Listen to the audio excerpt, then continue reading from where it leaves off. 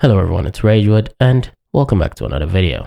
So in case you haven't heard, macOS Sequoia 15.0 just got released to the public this week, and it came with this really cool feature that you definitely need to check out if you use an iPhone and a Mac.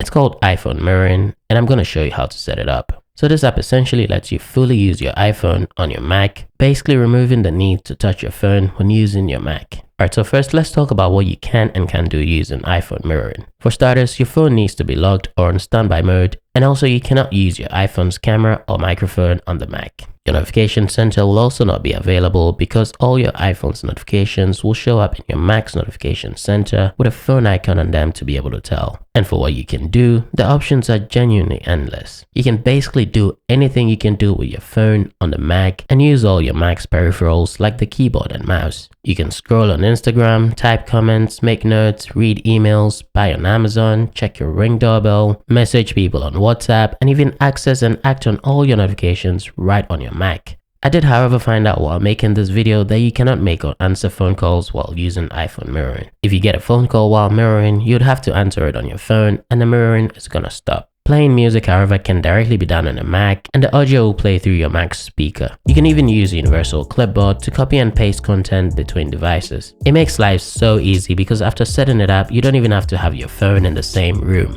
You'd be able to use Touch ID on your Mac or your Mac's password if you don't have Touch ID to authenticate anything that would have needed Face ID. The best part about it for me is that after filming my videos on my iPhone, I can leave my phone on the tripod and then go to the Blackmagic app to select all the videos I want to transfer and then airdrop them to my Mac without even touching my phone. It's truly a game changer, and I don't use that lightly. Alright, so when it comes to setting it up, once you have macOS 15.0 installed, the iPhone mirroring app will also be installed. But don't worry if you can't find it in Launchpad, you just have to search for it. Just hit Command and Spacebar to launch Spotlight Search and type iPhone mirroring. And once you open it, you might want to keep it in a dock by moving it, or just right click and select Keep in Dock. Then go ahead and follow the prompt and unlock your iPhone to establish trust with your Mac. So after setting it up, you need to either use Touch ID or enter your Mac's password to unlock iPhone mirroring. And you'll also get the option to choose between asking for Mac login every time or authenticate automatically. But don't worry, you can always change this by going into the iPhone mirroring settings in the menu tab, or just make sure that the iPhone mirroring app is selected and hit Command and comma to bring up the settings. And while in the settings, you'll also find an option to reset iPhone access when you need to.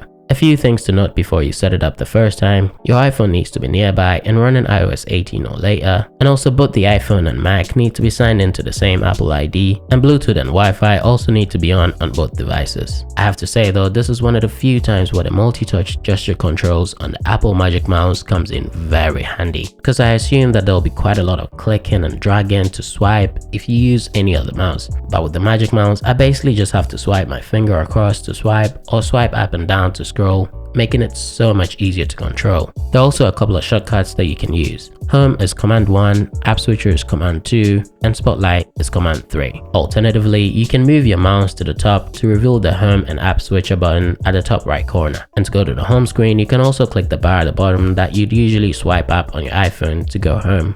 Well, that's about it folks. I hope you find the iPhone mirroring app as useful as I do, and I'll leave a link all about iPhone mirroring in the description if you'd like to give it a read. Go ahead and give the video a like and subscribe if you learned something.